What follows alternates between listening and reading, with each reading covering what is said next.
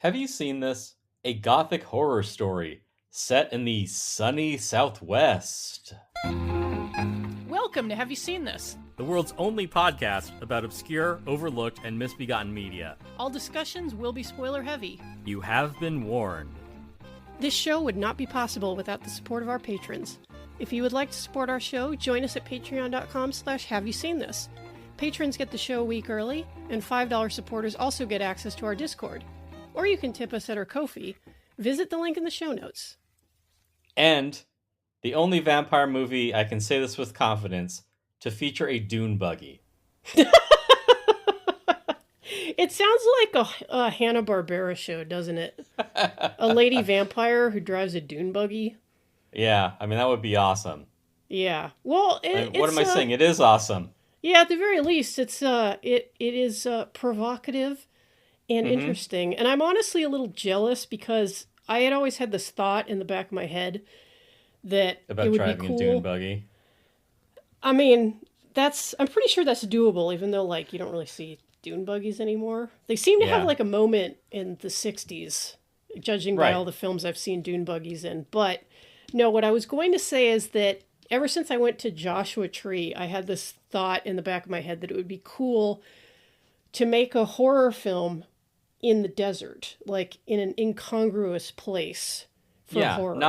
Not your typical location for a horror movie, except for maybe horror in the high desert. Right, but as it turns out, I was beaten to the punch in 1970. Yeah. By a woman working for Roger Corman named Stephanie Rothman, who made this film. And Tim, what is this film? This is The Velvet Vampire. Va-va-voom. Not your typical vampire. Yeah.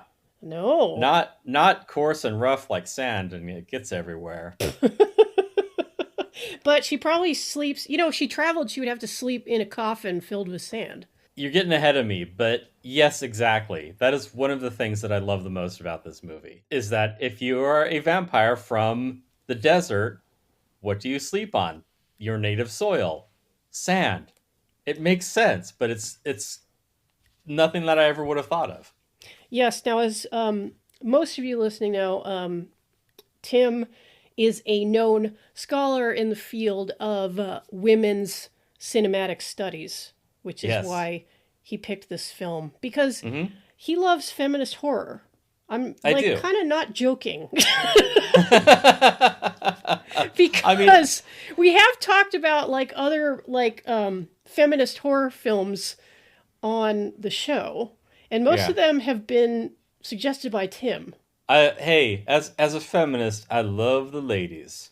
See, Tim is trying to meet bitches who are into film. Right, yeah. That's why we're talking about this stupid shit. That's why he does a podcast with a lady, so he can put women at ease. Right, yeah. I hold my nose and deign to talk to you. Oh my God, I love our podcast. It's so fun. Yeah, besties. Exactly. Right, yeah. Anyway. Velvet Vampire. Yeah, it's a movie co-written and directed by a woman with a lady protagonist, which is an interesting inversion of the regular vampire story. You don't usually get lady vampires outside of, Italian exploitation movies. Right, and they're usually brides of Dracula. Yeah, I'm not saying that it's all the women of. on the primetime shows on Fox News. Yeah, pretty much. It's not unheard of, but it is rare that it is the Lady Dracula who is your film's main antagonist. Right, because women, scary as fuck. Right, yeah, especially if you are a young newlywed who, and let's be fair to the character of Suzanne, is kind of stupid. She's doing her best. Right, she is. But, I mean, really, we meet Diane, who is the titular Velvet Vampire. We meet her at an art gallery showing where Suzanne and her recent husband, Lee, are checking out the artwork. And, yeah, Diane has designs on Lee because she is a mature, actualized, well-off woman who is going to basically steal your man out from under you if you aren't careful. Yes, and she is quite distractingly beautiful. This is Celeste Yarnall, who I think was on Star Trek. Yes. Yeah, and I forget what else she's in, but that's kind of her main thing. Yeah, she's stunning. She is perfectly cast as the woman who can just steal your man right out from under your nose. Right, and she is drawn to Lee and his wife Susan. Susan being kind of an all-American blonde, and Lee having just supreme fuckboy energy. Right. Yeah. The male lead, Michael Blodgett, who you would also know from Beyond the Valley of the Dolls. Probably his most recognizable role. He also Right. co-wrote Turner and Hooch. Yeah. Which, I mean, there's a direct lineage between those. Absolutely. You can see how one leads to the other. Both are great screenplays. Yeah. Yeah, because he mostly didn't like just getting cast as the boy toy. And he's like, you know what? Yeah. It's like, it's the female gaze, you know? It's like, I am also an individual. It's destroyed so many young men's careers, the female gaze. Yeah. Ask me how I know. This is why Tim is no longer a matinee idol. Right, yeah. Now he is a feminist cinema expert. Right. We first meet Diane, and this sets up kind of the inversion of the movie where we're outside an art gallery and day turns to night, and a girl walks home alone at midnight. Oh, that would be an interesting movie. A girl walking home alone. Well, anyway, she's walking through, the city at night, and everything is deserted, and she's preyed upon by a biker Robert who you may Tessier. recognize. Yes, the ugly henchman from Future Force. Yeah, this is kind of a blink and you'll miss him part for Bob. He's credited as Bob Tessier, but right. Another one who you'll know him when you see him. And yes. I, in fact, did say, I saw his name in the credits. Is that Robert Tessier? Right. And it is. Playing a biker rapist. Yeah. And you think that everything is just going to go the way it goes, but no, as it turns out, the lady is the threat in all this. There's one that, there's a mind blower for our friend of the show, Ifka. Shouts out, Ifka. Yeah. Shouts out to Ifka and your fixation on a certain type of horror movie. Now, Ifka was a guest on the show like a few times back in the day, so yes. Yeah, back in the 2010s. Let's be honest. 7,000 years ago. I have been podcasting longer than the protagonist of this film has been alive. Right, yeah. Since the 1800s. Well, that's the funny thing, too, because whenever she speaks about herself, she uses, like, relative time to describe when things happen, because she is asked, skipping ahead, she is asked about her husband who died. Lee's like, oh, when did he die? And she's like, just a few weeks after we were married. She doesn't mention that was in the 19th century. Yeah, because if she says 1875, that kind of gives the game away. Right, and as we all know, women don't like to own up to their real age, so this is very accurate. Yeah, women and vampires. But yeah, we first meet like our central cast after it's established that Diane is the dangerous one, and she attends an art gallery at night because she is a hip, cool person. And that's where Lee is just being, I guess, endearing to his wife in the way that, like, you kind of act like an ass around the girl that you know already likes you. So you can kind of be stupid. He is such a piece of shit. Right, yes. But it is so well framed how this goes on, because it is Suzanne at the front, like, regarding some art on the fourth wall. And, Lee, like, comes up, kind of preys upon her, and they do their little thing. And meanwhile, in the back, Diane just kind of, like, slinks into frame, like, yeah, I'm going to get me some of that. I'm going to get all of that. She's cruising for cock and or pussy. Yeah. She's cruising for blood. Mm-hmm. Yeah. Which both men and women have, so it's great being a bisexual vampire. Yeah. Oh, man, someone should do that. Or lesbian vampires, a vampire's lesbos or something. I don't know. I believe the bisexual vampire is somewhat overlooked. in the genre. This is a Right, this is a yeah. fine example. I Because think you just usually, have David Bowie in The Hunger, and that's it. oh yeah, true. David Bowie in anything, really. Right. Yeah. Oh, Until he said, just kidding about that bisexuality thing. Mick Jagger, never heard of him. It doesn't escape the audience's attention, the audience's eagle eye, that this gallery is the Stoker Gallery. Oh, I get it. Yes. Just a little thing that happens there. But yeah, as a hip, well-to-do chick, Diane makes the acquaintance of Lee and Suzanne and invites them up to her place in the high desert. Yeah, and because this was the tail end of the 60s, so that was just a thing you did as like a young swinging couple, is you went to the remote ranch houses of total strangers. Right, yeah. It was like the advanced key party, I guess. Yeah. Like an overnight key party. And they're down, so they're like, yeah, why not? I guess neither of them have jobs. I don't know. It's the late 60s. And here's an example of what kind of elevates this film over the usual like New World Pictures schlock, because Stephanie Rothman definitely had ambitions beyond exploitation cinema. I believe she was kind of obliged to work in this milieu. She'd had a big hit for Corman with The Student Nurses, very much an exploitation picture, but one that also dealt with issues. The struggles of women. It deals with abortion, which is kind of wild.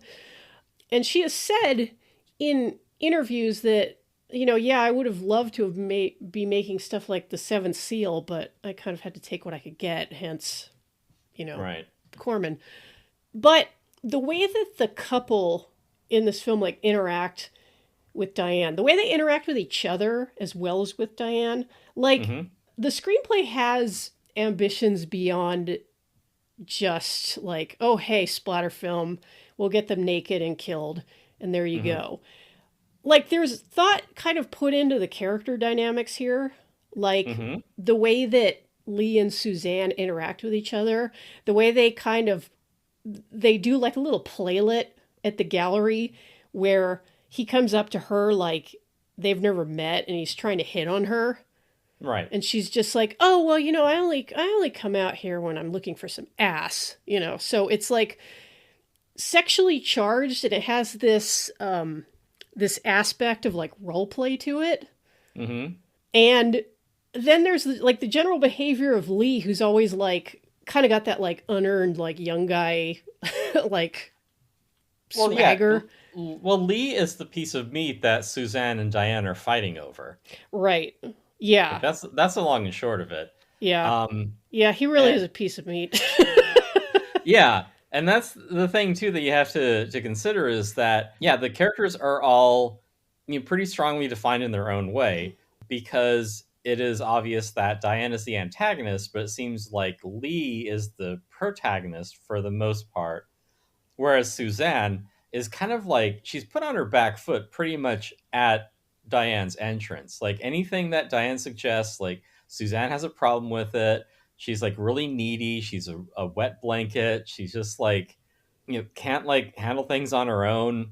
She's always like griping to Lee, like she doesn't want to do it. And like Suzanne immediately is put in a really precarious position, because Diane is like, hey, I'm a cool chick. I got my shit together. Why don't you come back to my place? And Suzanne's like, honey, husband, dear, are we going to do this? And he's like, yeah, seems like a cool time. Completely like neglecting his wife in favor of like this, hot new thing. Well, yeah, because he is like up front, he's kind of the driver of the action, as like one would expect from like a cute young het couple in swinging 1970. And it's interesting to see how Susan eventually kind of starts to assert herself and then like takes the upper hand like partway through the movie. Yeah, because she is kind of like pushed around the whole time, because basically it is like, Lee has an obvious choice, which is you can either like hang out with your boring, like dull, like your boring, sexy wife. Right, yeah, your boring, sexy wife. No, with the banging body. Right, yeah. Your wife who's just like a nag this whole time and like doesn't want to have any fun, or you can like go off on adventure with this woman who's basically promising you the world. So yeah, like Suzanne obviously has a problem with Diane, whereas Lee is more like is it optimistic Susan about their or trip. Suzanne? I'm sorry, I had Susan. Suzanne. I think it's Susan. Susan? Yeah. Her name doesn't matter. Diane is the one who really matters.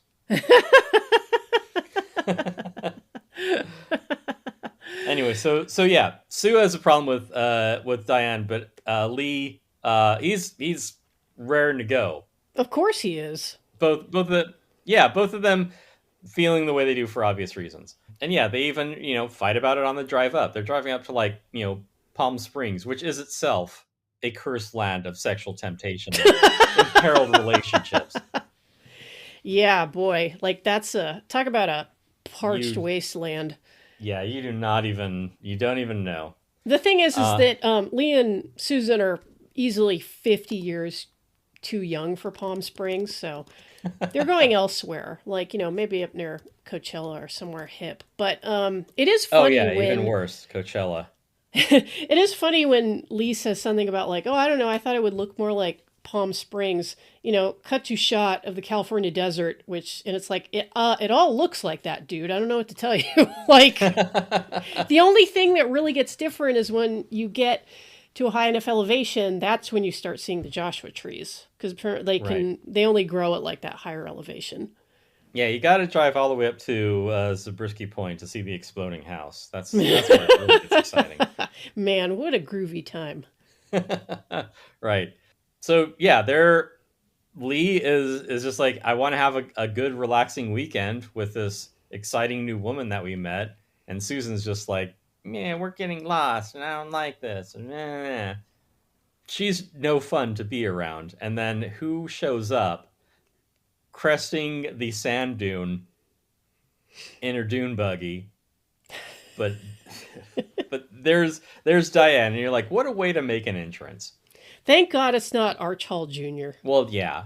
But I mean, consider... Next week, the sadist. No, thank you.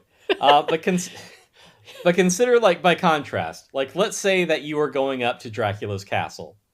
What does that look like? You're on, like, the cliff of a snowy mountain, and, like, some, like, ghoulish, like, carriage driver pulls up with, like, a skeletal horse and, like, throws you in the back of like an embellished hearse, and you're on your way, like in this maddening ride up to Dracula's castle. But here, no, it's a bright sunny afternoon, and a cool chick has just picked you up in her dune buggy. This is you being taken into Dracula's lair. It's very different. It's a very different vibe. It's a movie that, if there's like a canon of like Southern California horror. Yeah, that's the thing that I find so compelling about this, is that it seems incredibly difficult to set like a horror movie in Southern California, where it's like, yeah, it's bright and nice and the weather is good and it's sunny, and you can just walk around like a t-shirt and shorts, and I don't know, where will I got nothing. Like, where would a vampire even hang out here? But the flip side, of course, is that the desert can be incredibly dangerous, as we later find out. Like, yes. It is populated with dangerous things. All the plants are spiky. Right. All the plants are hostile. There are venomous. Your reptiles everywhere. Also, the movie does point this out. You got to get up early because, you got to watch out for the sun. The sun can be very dangerous in the desert. Yeah, which is like no joke. Like it, because you have that sun-kissed California landscape, but like if you walk far enough into the desert, like without like sunscreen or water, you're fucking dead.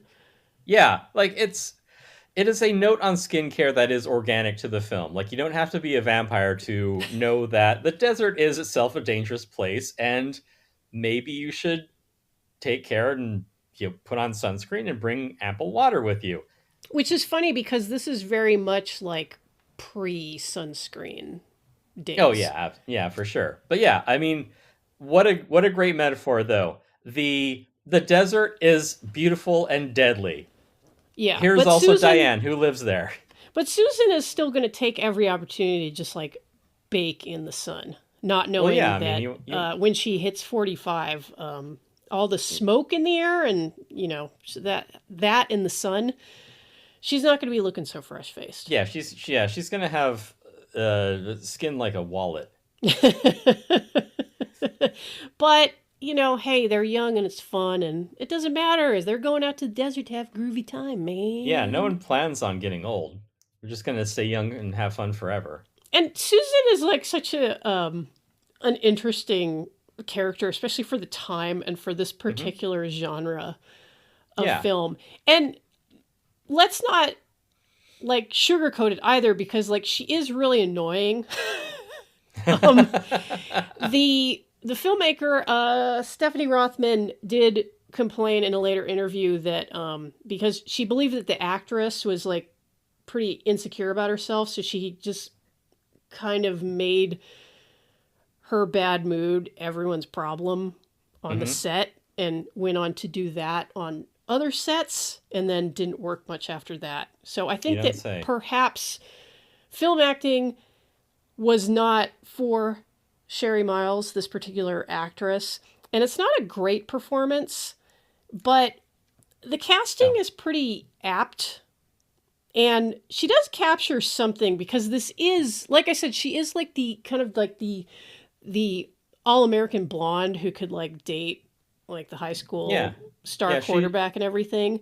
Yeah, she's very pretty, she's fit, she's insecure, and very annoying to be around. Yeah, and it's kind of a role that young women often get cast into, and often like very beautiful young women will take on this role of like they'll often act against their own instincts in a way to appeal. You will go with your fuckhead husband to a complete stranger's house in the desert because you want to seem game and you don't want to be one of those girls who's like just a drag.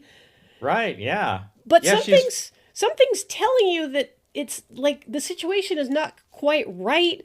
Like the desert is kind of scary and there are fucking snakes, and your host is like, let's go look in this abandoned mine shaft. Yeah, I mean, you can understand Susan's anxiety because Diane is, this refined older woman, and Lee is obviously interested in, like having an open marriage involving Diane. Right. But what's Susan supposed to do? Would that be like, no, we're going to stay home and do the crossword. We're going to have a TV dinner and stay in on Halloween night or something boring like that. I mean, can you imagine? Yeah, it's like you have to appear like good giving and game, even if the situation is kind of hinky. Right, yeah. Then, like a young woman, like, who should be, like, living her best life is kind of like, she has to be kind of like the no fun, like, wet blanket. And it's a no fun wife. I think we've heard of this trope before. Right, and, like, you think she's going to be, like, really one note throughout the movie, but as Susan kind of, like, finds her footing a little bit, there's, like, an interesting turn. Right, because Susan is pretty much eating crow this entire time, but it is crow tartare. Yeah, this is a carnivore household. Right, yeah.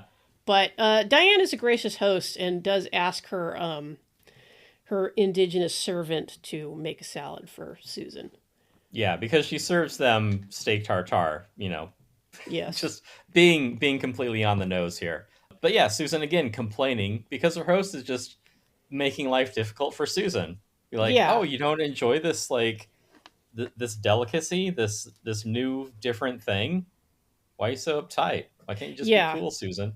And also, basically, like, I don't even want to say, like, I fucking Susan's husband. Like, the only way she could be more obvious about it would be if she said at the dinner table, Lee, would you like to fuck me? Yeah, she isn't so much eye fucking Lee as she is like mouth fucking him. Oh, that comes later. Yeah, there's a dune buggy double entendre that is not subtle, that is made right in front of Susan. The sexiest vehicle. Absolutely. I mean, you just see one just like roaring over a sand dune and catching some air. You're like, I want to fuck whoever's driving that. Speed Buggy got so much pussy. That's why he was with that gang of teenagers. Right, yeah. God. They Cartoons were sucked back then. Yeah, they were a polycule of not a lot of people know this cartoons, yeah, but all of those like kind of Scooby-Doo knockoffs from Hanna-Barbera, they were all centered around polycules. I mean, like the Scooby Gang are pretty obviously like a kind of like open relationship. Yeah, I mean, and this just look at Speed Buggy, Jabberjaw. I mean, they were all like free and easy because it was the time. Yeah, well, I mean, you just follow that through to the modern times, and I mean, like a Waymo is just cruising, basically. Like, it's completely unattached. Just like, yeah, you can ride me for half an hour, and I'll go pick someone up after this. Don't you love living in Westworld? It's a completely open rider situation. Yeah. And I don't even get to meet Evan Rachel Wood. I know. It's a shame. Yeah. But anyway, we're in the desert. Yeah, and there is only the desert for you, Tim. That's good.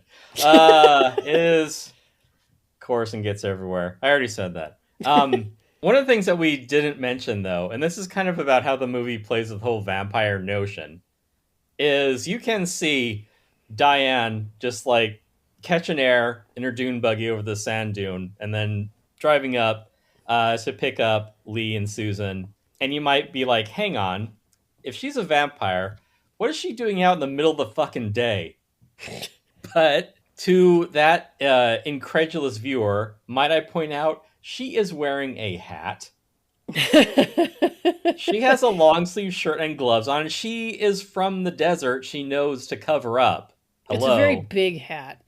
Yes. So for all the people who are like, oh yeah, vampires can't go out in the daylight. They can't go out in the sun. It kills them instantly. Like, have you not heard of a hat? I know. And I know like some people will have a problem with like, oh, it's a vampire story, but the vampires like go around in the day. Yeah, just like being regular ass people. Yeah, I don't really give a shit about that kind of thing. I think that like the vampire mythology is like kind of flexible. I mean, well, you and the director of this. Yeah, I draw the line at shit like Twilight though, but that's because that shit is just bad. Right, yeah. I would also like to say that I draw the line at bad movies, but we know that isn't true. Yeah. In my heart of hearts, I would like to, but, the flesh is weak. They're going to write the eventual number of episodes of this show on my tombstone, aren't they? Yeah, 1875. This is all she accomplished. Yep, yeah. So maybe Diane's a vampire. Maybe she's just a woman looking to steal your husband. And in the end, does it really matter? So she's out in the daytime. She's got a hat on. She's wearing a long sleeve shirt. So you can kind of go, okay, I guess that's how she gets by with being in the day, being out in the daytime. Yeah. Because we don't see her like sleeping in a coffin or anything. Right. We don't see her doing a lot of other vampire stuff, but the basic spirit of it is still there. Yeah. And honestly, like, if this is the kind of thing that, like, bothers you about movies like this, like, maybe lighten up a little. Like, who gives a shit? Because that's the thing, too. Like, yeah, you're getting focused on, like, the tropes of the vampire rather than, like, the idea of the vampire, which is, this is a wealthy, refined, older person is going to come in and steal your sweetheart. And all the, like, blood-drinking, cross, sunlight, stake through the heart stuff, that's incidental. Like, these are methods by which the thing is conveyed. But at the core of the story, as like allegorical core, it's like, this is someone who's going to come like break up your marriage just because they want what you have. Right. And Stephanie Rothman also said that what really moved her to make this story was that she wanted to tell an erotic vampire tale. Mm-hmm. And the emphasis is on the eroticism because Yes. it's right there. There's sex and titties and all that fun stuff. So Yeah. And that's another thing, too, that I don't know. Like, Jen, sometimes the protagonist will really resonate with you. More often when they're a hot mess. But I'm curious what you think of Diane as a character, because I think that it is criminal that there aren't more like goth girls and girls dressing up for Halloween who've like taken Diane as their inspiration. I gotta say, Because I mean because she's refined, well dressed, sultry, and strange. Like, what goth girl wouldn't want to dress like that? I would take being an undead creature cursed to feed on the blood of others if it meant I owned my own home. I mean, that is kind of how it works. Yeah. It's wealth extraction. Yeah. Yeah. The rent-seeking parasite. Yeah, and with a little exploitation of the local peasant population, or in this case, local native population, Right. because Diane does have an indigenous Well, she has a servant. Renfield. Yeah. Right, and he's pretty tied to her. Yeah. At his own detriment, as it turns out. And even the way that he's tied to her is sort of vague but nefarious. Yeah, and it just feels creepy and exploitative from the get-go. Right. It's like Juan has he's lived with us his entire life. I've known him since he was a boy. And it's like, wait a minute, how old were you when Juan was a boy? And it's like, oh, well, he's lived here since his parents died. And it's like, how did his parents die? Yeah, and I think we Like, talked about this in our Mary Shelley's Frankenstein episode, because the way that Victor Frankenstein's romance with Elizabeth is set up is like they're raised together. As we Yeah. mentioned in the episode, Elizabeth is adopted into the family. And in both sources, I think from like a family with much fewer resources. And we pointed out that this is, this has happened since time immemorial. Like, people with wealth and power will see a less well-off child and be like, oh, your family doesn't need you anymore. Come with me. And Yeah. so it's not hard to see Diane just kind of helping herself to an indigenous boy, because she's like, no, I want that one. right. I mean, it's never really explicitly stated, but I can see Diane just killing or, feasting on both of Juan's parents and being like, you live with me now. I'm your mommy. Yeah, because what else is he going to do? Well, be eaten by a vampire. It kind of reminds me of, I finally watched Weapons. Did you see it Yeah. yet? No, I haven't. Oh, that's too bad. Well, I won't I only spoil watch it. movies from 50 years ago. With hot vampire chicks in them. Yeah, exactly. I mean, you could do worse. I won't spoil Weapons here, but the reason it does put me in mind of a similar scenario in which a child is put in an untenable situation and has like no choice but to bend with it, and it's quite heartbreaking. Like, this Oh, is like Susan. this is a similar situation where, again, Juan is a child. What is he going to do? Like, Right. Diane holds all the power here.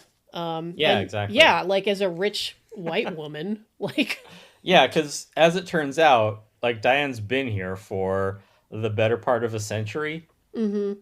And she does make slight allusions to her backstory, in the way that just a casual assured vampire would. Because the next day, although we are skipping over some things, Lee and Susan have a poor night's sleep where they don't consummate anything, but they both have a weird dream of Diane just as an interloper. Like, the two of them are in bed in the desert, and Diane comes through the mirror and draws Lee away. And Susan wakes up upset because she's like, I had this terrible dream. And isn't that just like a chick to be like, oh my god, you cheated on me in my dream? Yeah, I'm still mad at you from something that I made up. Yeah. But then Lee had the same dream where he's like, no, I had a dream where you were pushing me away. So Diane's got her hooks into Lee, and this gets back to what I was saying about Diane as an underrepresented camp figure, because not only at dinner is she wearing this sparkly dress that is slit up to the waist. She appears in these dreams in this like flowing blood red nightgown. So she has a great look to her. And even when she's like out, in the desert and she's like in her long sleeve shirt and her hat and everything, she's done it really nicely. Maybe it's just down to the actress just being very pretty, which, important in an actress. But it all comes together to make a really compelling vampire figure. It's so funny that Anna Biller thought she made this movie. I know, Anna Biller is so stupid. Like, if you want to hear about a grotesquely imperfect copy of this film and many others, check out our Love Witch episode. Because we saw right through that shit. Yeah, exactly. Yeah, so between the two of them, I mean, we need less Love Witch and more Diane the Velvet Vampire. Diane Le Fanu. I think named after the writer of Camilla. Oh. An early vampire story. Sheridan Le Fanu. Mm-hmm. So after a restless night of them having nightmares about Diane shows up before dawn, like bursts into the room like, hey, who's ready to go out in the desert? Like, were you up all night? Are you normally up all night? Are you some kind of nocturnal creature? Who's to say? She's just your eccentric host. And yeah, she takes them both in the dune buggy, dragging the miserable Susan with them to be like, hey, let's check out a cave. I want to tell you a story about how all the miners here died when they were attacked by an animal who bit their necks. And Lee's like, yeah, that's cool.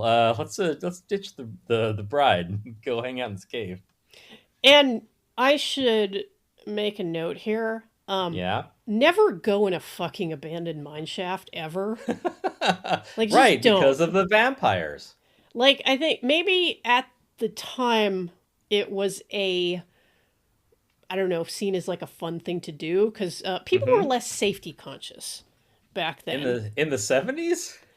Yeah. So just I mean, they were clearly wearing seatbelts. Oh no, wait. No, they weren't doing that. Yeah, just like maybe if you see an abandoned mine, like just don't go even inside. If the prettiest vampire you've ever seen wants to go in and tell you a spooky story, don't follow her into the mine shaft because the mine is dangerous. Especially if your goth Airbnb host is trying to get you to go into the abandoned mine shaft. Just don't. Right. And so it doesn't go that well. Susan gets lost and panics. I can't say I really blame her. Yeah, because she gets kind of left behind and she's alone in the dark and hears whispery voices calling her name. She is attacked by a bat. A minecart chases her out of the cave. Like, Susan's having a bad time, whereas Lee, he's off with Diane being like, cool cave, this is a lot of fun. Jeez, I forgot about the bat. Yeah. Again, it is entirely up to the viewer to assume that Diane is behind this. Sure. I could see her commanding an unholy army of the night made up of desert creatures. Coyotes and Gila monsters. Mm-hmm. Yeah, or it could just be the desert being the desert and Susan just being out of her element. Who's to say? It is funny in the Todd Browning Dracula when they want to show some like freaky ass like Dracula type creatures, they have footage of armadillos. So it's like yes, the classic familiar of vampires. Yeah, so I guess it's probably because they were like, well, most people in the United States like aren't going to know what the fuck these are, but anybody from Texas would have been like, I thought we were in Transylvania. Yeah, I want to give you leprosy. Another creature they used was, of course, the Jerusalem cricket, which is a truly upsetting looking insect. So that was actually a really good choice. Yeah. Because, Well, those things are... yeah. Yeah. So, yeah, a vampire leads him into a cave. Suzanne is attacked by a bat. But hey, maybe it's Susan just being high strung. Yeah, babe, why don't you relax? God, Yeah, why do you have to be so uptight? Why don't you relax and just let our spooky, enigmatic host tell you what she was in the cave for? To find a shard of bloodstone. Because as she says, there's no life without blood. And here it is, trapped forever in this tiny red vein. Like, okay. Like, it's like... She I don't just know, really likes crystals. It's like that's like a girly thing, like Right, astrology. yeah. What are you being weird about? Yeah, but if, say that, you visited your friend who watches a lot of Will and Grace and just loves rainbows, and he lives in West Hollywood because it's cheap, you would think, I feel like these things are adding up to paint a picture that my friend is not being forthcoming about. Yeah, because it even starts to sink into Lee's head after a while. Yeah. And that man's skull is thick. Yeah, yeah. Lee is thinking more about sinking his head into something. And how. So hey, like the Mineshaft tour, maybe not the best idea, but Susan is still trying to like go along. So why not a ghost town? Right, because that's fun, right? Maybe just don't go into any buildings, because you don't know about the structural integrity or anything like that. But Right, yes. Thank you, OSHA Vampire. Right, Van Helsing of occupational health and safety. Right, but poor Susan, who decides to sunbathe while Diane and Lee go into an abandoned saloon. Yes. She meets a Sidewinder. Right, and it is cross-cut of Susan unawares as a viper sidles up to her, whereas in the saloon, Lee and Diane are becoming closer. Mm-hmm. I don't know if there are parallels to be drawn there, but the important thing is that Diane has amazing tits. And you got to remember that both the snake and Diane bite. Yeah, that's true. In which case I'm torn. Yeah, because they both do. Susan gets bitten by the rattlesnake. This poor kid. Yeah. But this is an opportunity for Diane to be the hero and suck the venom out. I believe that this particular first aid treatment is now deprecated. But you know what? This is a sexy vampire movie, so we're just going to roll with it. So she sucks that venom right out of that girl's thigh. Yeah, after she cuts it open with this, what looks like a ceremonial dagger. Yeah. A very conspicuous implement to have. Not just a pocket knife. She got it on Etsy. Right. It's very classy. It's nice. At Ye Old Vampire Blade Shop. She got it at the Crooked Path in Burbank. Hell yeah. Yeah, see? Shouts out, Crooked Path.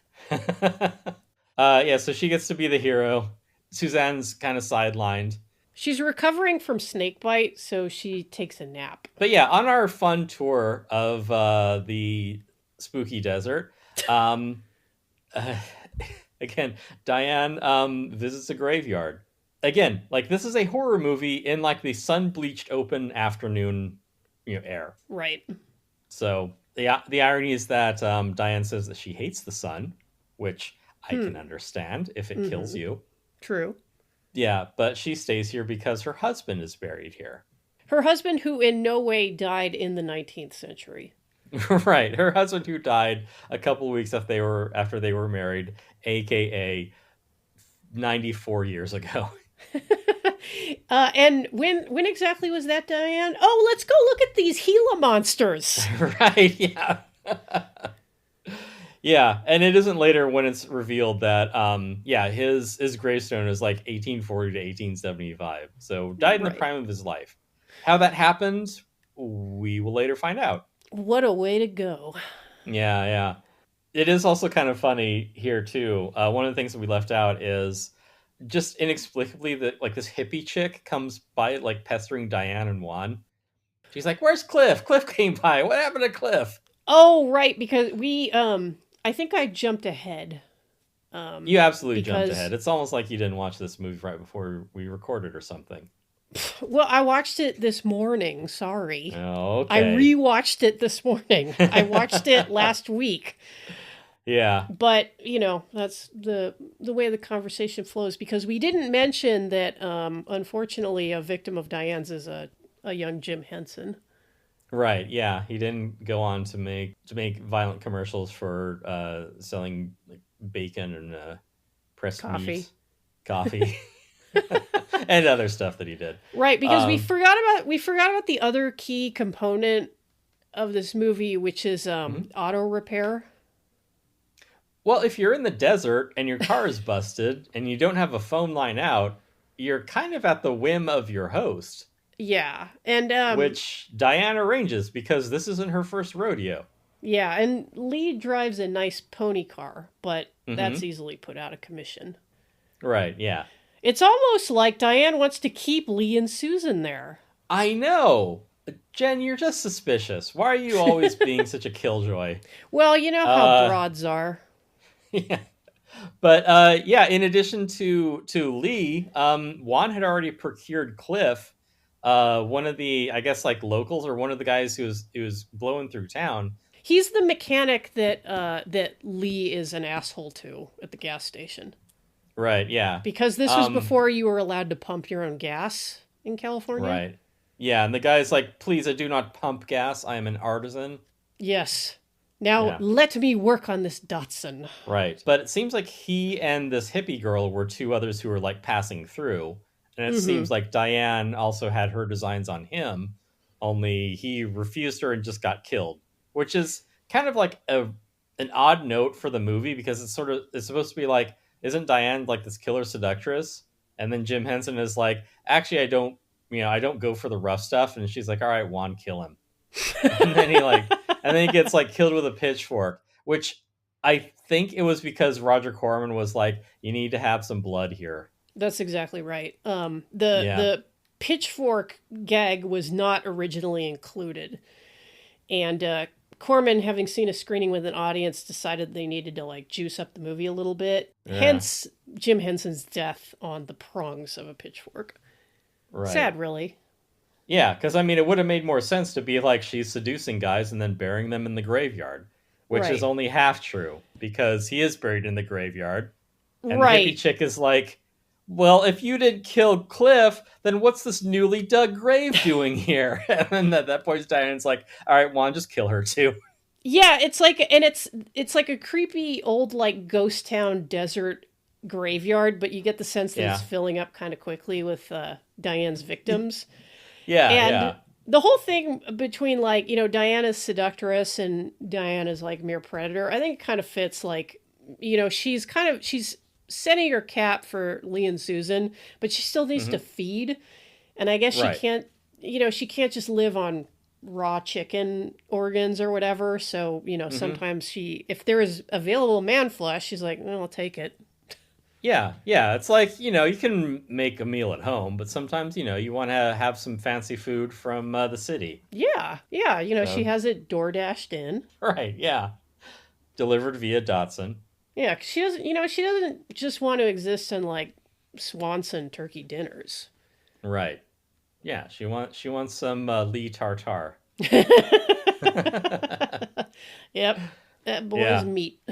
Yeah. So this hippie chick shows up and gets killed. And that's basically it. This was happening a lot in California at the time, by the way. Yeah, it's just ask Roman Polanski. Yeah, hippie chicks were kind of the coin of the realm in like certain subcultures. They're a naturally recurring resource. They take a year off after high school and just blow through town. Easy come, easy go. Yep, hook up with guys like Lee. Yep. Yeah. Yeah. It's because they're young and they don't know any better. Right. Yeah, that's the perfect age for being killed by vampires. Yeah, another dream of Diane seducing Lee.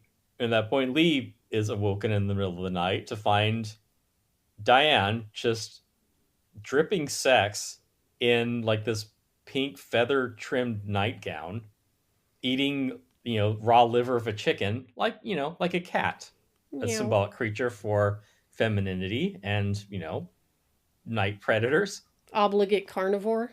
Yeah. So yeah, Diana's a weird chick, but Lee's like, I don't know that feather nightgown though. Yeah. Tim's like, I've dated weirder, believe me. I have. I can see why you love this movie so much, Tim.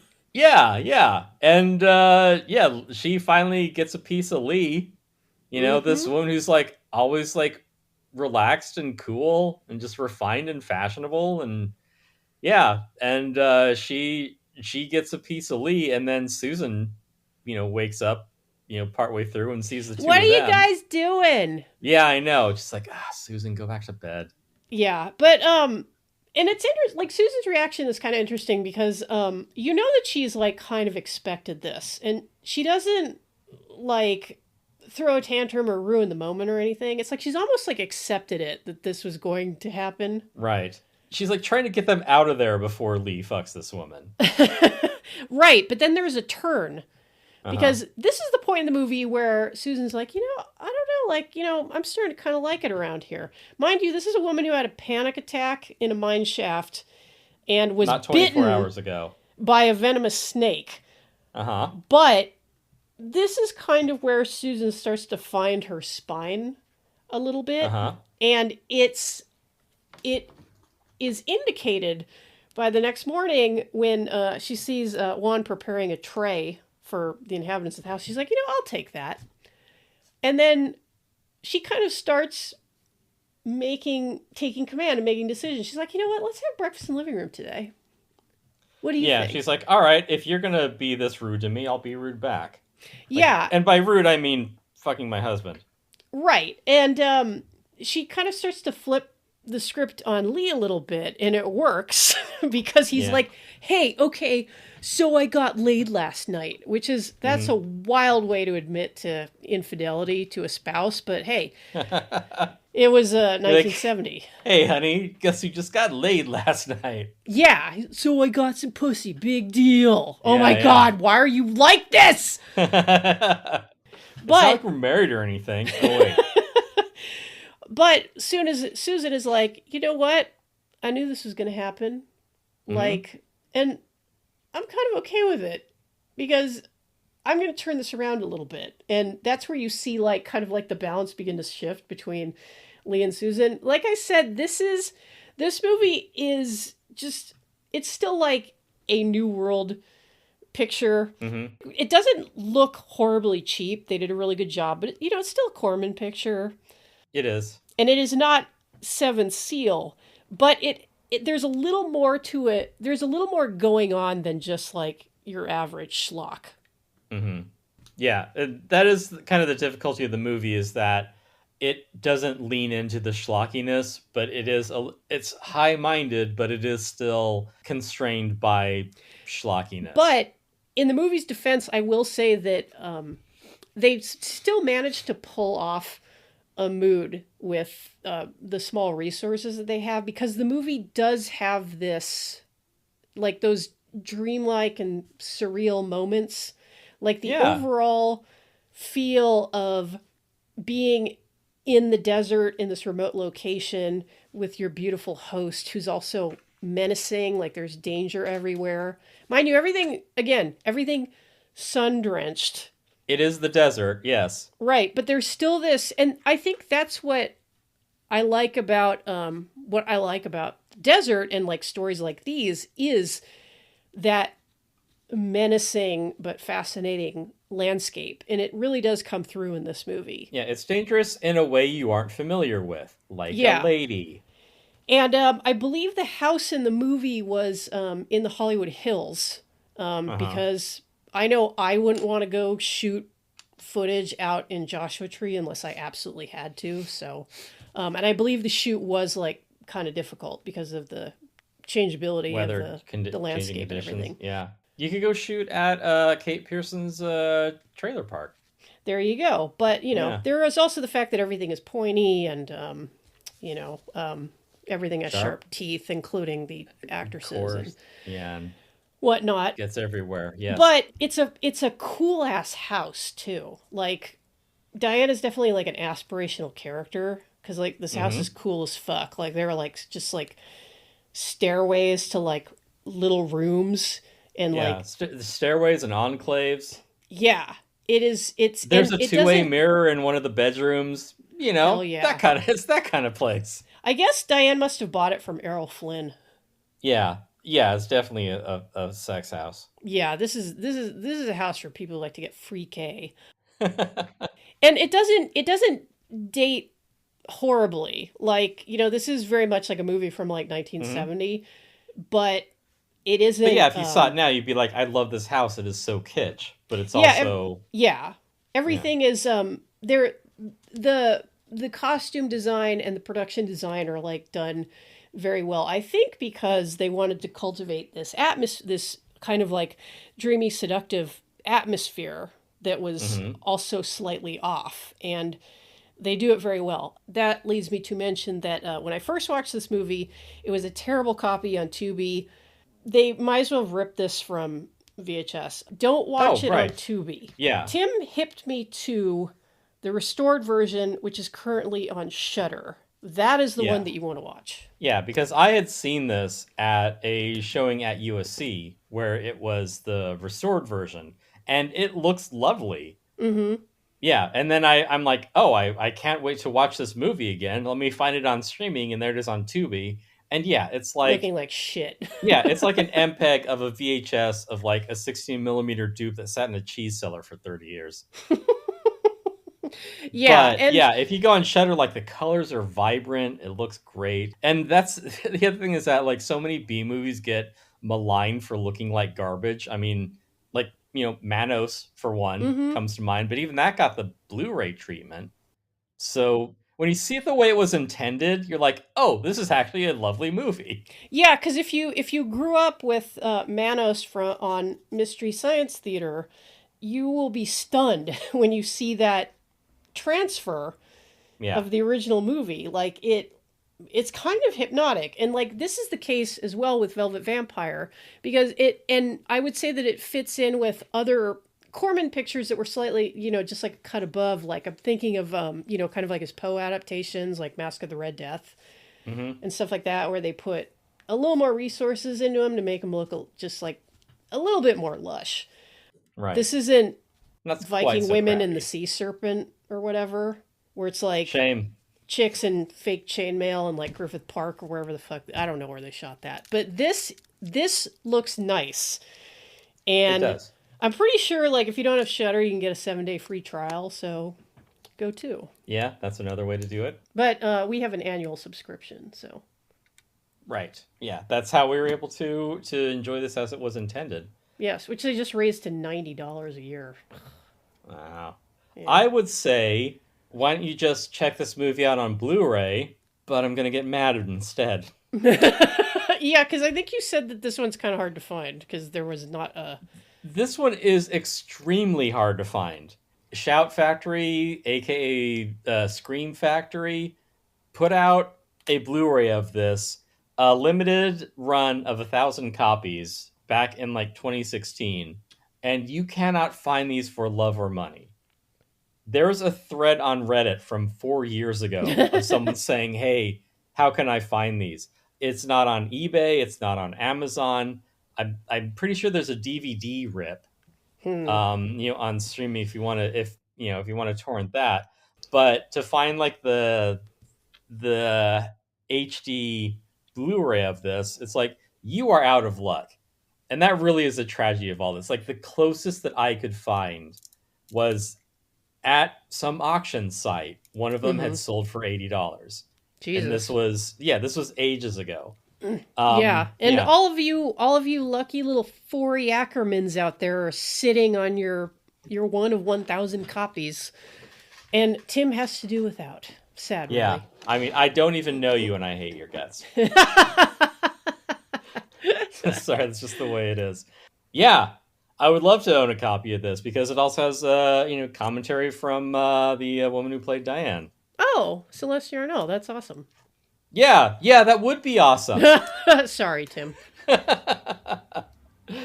Such is the way of niche media and niche films. Most people, like, unless you are watching it on Shudder, or if you want to like hold your nose and watch it on Tubi, Don't. you kind of can't see Velvet Vampire the way it was intended, which is a goddamn shame. Yeah. Well, maybe they'll screen it at USC again, because I believe the director is an alumnus. Oh, okay. Well, that'll do it. See, all the good filmmakers went to USC. Jen. No comment. So it was even screened at that like mini IMAX theater that they have at USC, which is wild. Maybe that's cool. why I was so taken with this movie, because I'm like, this looks great. It's an unconventional vampire story. It's set, in a local environment, a place that I can relate to, the sunny Southern California. It has an unconventional protagonist. I mean, she's still a weird vampire chick. But she's a smoke show. But yeah, she is a smoke show. It's rare that you see a really sexy vampire. They don't do that so much. No, but I mean, just all taken together, that, like I was saying, it takes like the vampire the vampire figure, but it decontextualizes it to such a degree as to be barely recognizable, other than like the basic themes around, vampirism, the predatory, seductive interloper, like the basic idea of like, what does a vampire represent? Like, if we get away from all the like gothic trappings of it, what are we left with? And if we put that in the Southwest, like, how do we change it so it still makes sense? And yeah, like we said, the desert is pretty but deadly. She still sleeps on the soil of her homeland, and there's a point where Susan discovers Diane in her bed, and she is laying on a bed covered in sand. Like, yep. It's completely different but still consistent, and that is what I find so compelling about it. Also, it doesn't hurt that Diane is gorgeous. I was gonna say also titties. Right? Yeah. Also titties. Yeah. Also, she looks like my mom when she was younger.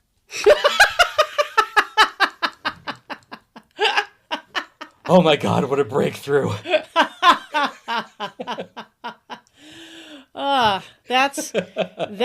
That is what this podcast has been leading up to after 259 episodes. Right, yeah. But yeah, we didn't mention too, like, we've completely neglected the ending, which, yeah, like you said, Susan begins to assert herself, and Lee is seduced, embraced by Diane, and he's killed for it. Yeah. Because she mentions that, her hunger is growing more, intense, and she needs to feed more readily. And like, she kills Juan, which is a stupid move, because Juan's like, I'll bring you more victims. I'll bring you some of my own people. And she's like, great, Juan. great. That's a great idea. Let me just kill you real quick, and then you can do that. It's like, Diane, you're so hungry, you aren't thinking straight.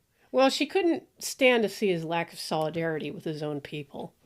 Right, yeah, that was the real sin of Juan. So yeah, she kills Juan. She, feeds on Lee, which she had intended to this entire time, but it's sort of like a foregone conclusion. Like, she rushes it. She doesn't enjoy it like she, I think, was planning to, which shows, her desperation. And at that point, she almost seduces Susan as well, because she's like, men don't really get us, and they envy us, like the pleasure only we can have.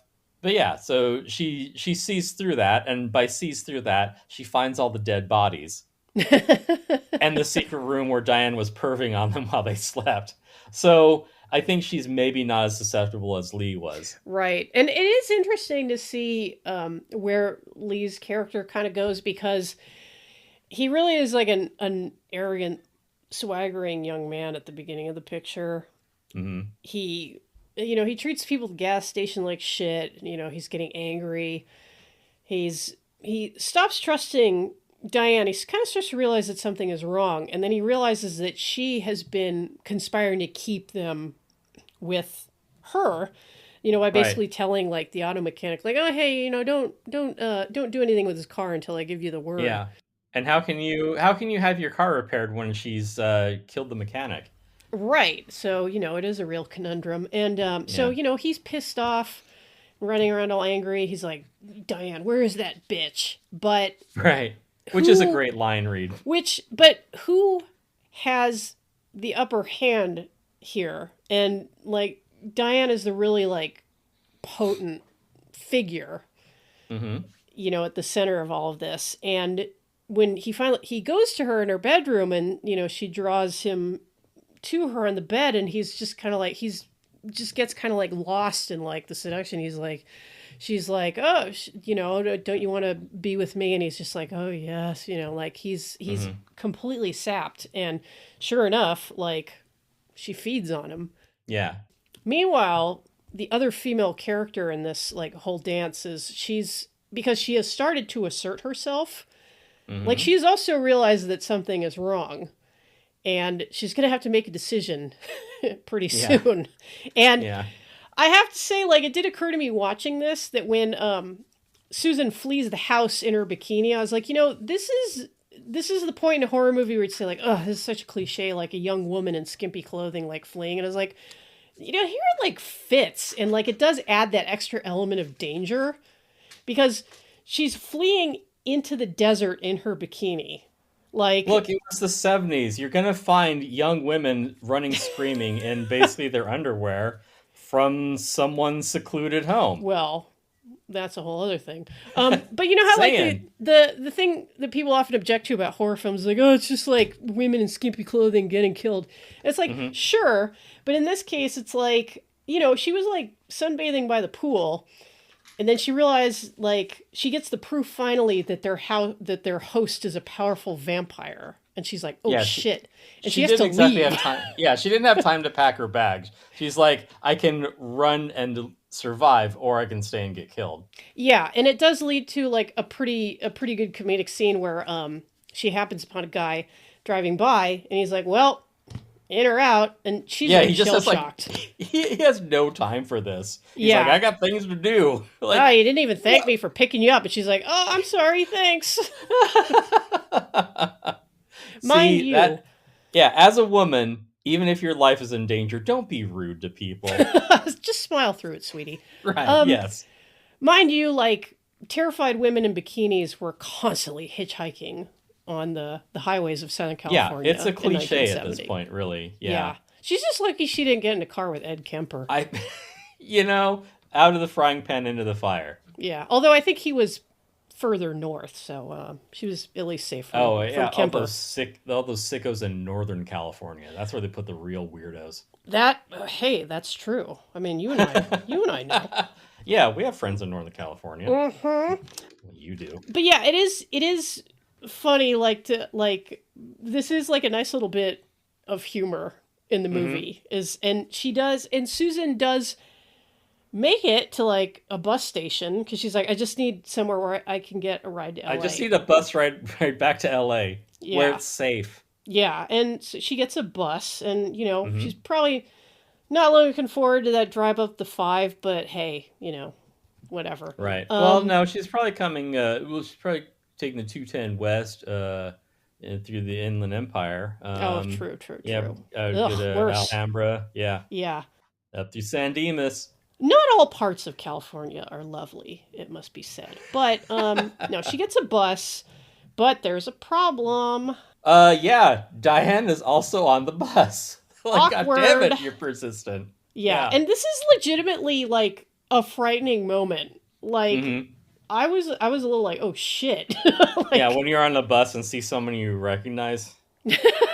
So, you know, they end up at the Greyhound bus station in LA, and Diane is chasing Susan through the bus station. Like, this is a problem. Right.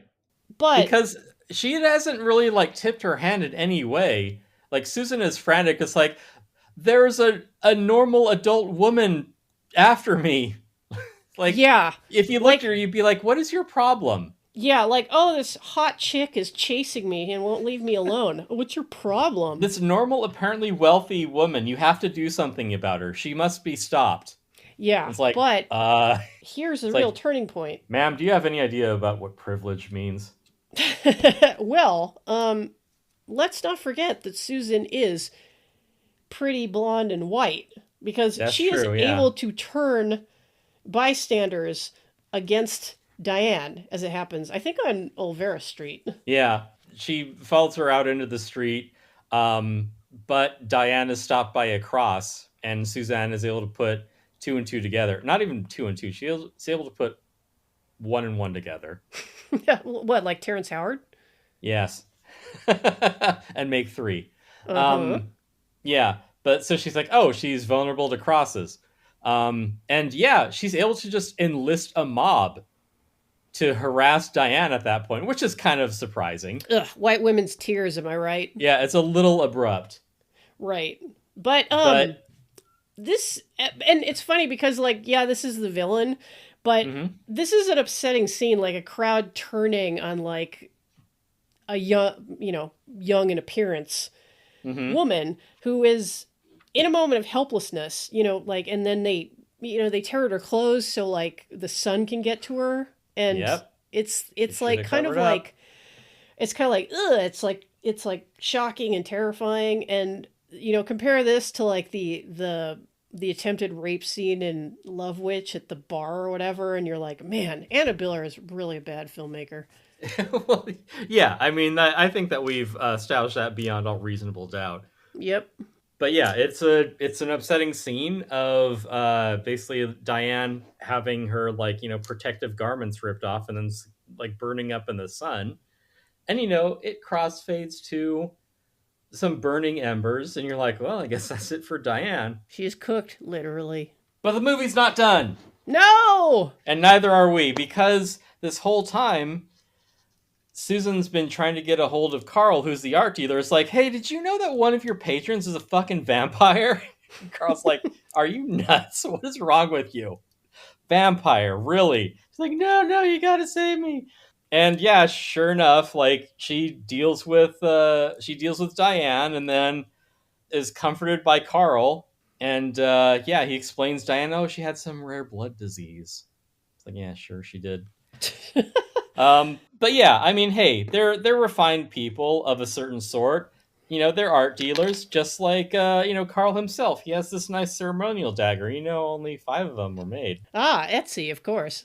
Yeah, and yeah, that's the point where, and this is the point where you're like, yeah, the actress playing Susan isn't that great, because Susan accidentally cuts herself on the knife, and Carl sucks up the blood. And you're like, oh, I guess she didn't make it out. Yeah. But the last line of the movie, just this goofy-ass line read from this bobble-headed secondary female lead, is Susan going, Carl! I'm always saying that when people are sucking on my hand wound. Right. When you realize in horror that the gallery dealer who set up you and your husband to get killed in the high desert by his fellow vampire, what else can you say but Carl? Yeah. Well, and he isn't even the most fucked up person living in LA at that time. No, that's true. Yeah, I mean, he owns an art gallery. He's a hip cat. Man. Sometimes he kills newlyweds. The horrific alternate ending. Mm-hmm. She's picked up by Governor Ronald Reagan. Ah! Ronald! I don't know. Do you think he'd be cruising for Strange with that, suck-starting wife at home?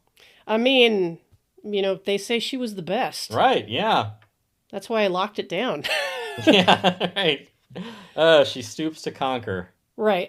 We did also mention the, we talked about the great production design, the costuming, like, yeah, movie looks really good. Also, like, a cool ass soundtrack if you like this kind of like hippy dippy shit. Like, you kind of feel like the Doors are gonna break into the end at like some point, like, but in a cool way. Yeah, there's some like Syd Barrett era like Floyd kind of notions in the soundtrack. Yeah, I really, really like this soundtrack. And of course I was like, yeah, I bet this isn't available anywhere. I'm pretty sure it's a B-side on the Blu-ray, which... Oh, well, I'm going to go lie down. Now I'm going to get mad. No, yeah, you should be. Only 1,000 of them were made a decade ago. If 7 years ago on Reddit, someone was like, hey, you should check out this movie. If you have a copy of this Shout Factory Blu-ray of the restored Velvet Vampire, please contact us. info@haveyouseen.us. Mm-hmm. Come out to our ranch house. We are located in the desert. We'll host you. Bring your Blu-ray. Come out, visit us. We have a Blu-ray player. Yeah, visit us for the weekend in Palm Desert. Yeah. Do it. Do it. Do it. Do it. That place. I hate that place so much. It's yeah. Not ideal. No. Yeah. Joshua Lord, Tree is pretty Palm cool, Desert. Yeah, that's nice. I never Joshua killed Tree. anyone there. Only Graham Parsons. Right, yeah. The movie itself, I feel like it is kind of underwritten in some places. Like, we do get strong characters, we get a great premise out of it. There's a lot of backstory to Diane's character, most of which makes sense. A lot of it is just sort of alluded to, but never really shown. Mm-hmm. That's there fine. are some parts that I feel like could be fleshed out a little more. I'll say this though, it does like improve on a second viewing. Yeah. Yeah, if you're already kind of have all the pieces together, you can be like, all right, yeah, I know what's going on here. Yeah, and like you have a feel for like, especially like Lee and Susan as a couple. Because at first, like their interactions with the gallery had me kind of confused at first. Right. And then I was like, oh, like, wait, they're like together. Oh, they're married. But yeah. Then like a second viewing, like it kind of becomes clear, like kind of like the second wave feminism of the movie. And it does make it more interesting and absorbing. Right. So this one's a recommendation. Like I said, it's on Shudder. Yeah, or just pick up a Blu-ray of it wherever you want. And bring it to us. They're thick on the ground. Bring us the Blu-ray. Bring us the Blu-ray. I'm doing the Bela Lugosi hands at the microphone right now. Pull the string. Yes. Carl! Thank you for listening. If you enjoyed this episode, you can show your support by going to patreon.com/haveyouseenthis and make a pledge at the $2 or $5 tier. $5 a month gets the latest episode before everyone else, plus access to our Discord, where we're always arguing about movies. If you'd like to give us a tip, our Ko-Fi link is in the show notes.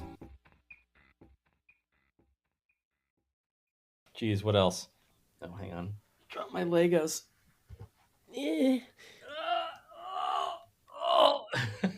Tim, you're back. Oh no, that's not coming back. Oh no, it's fine.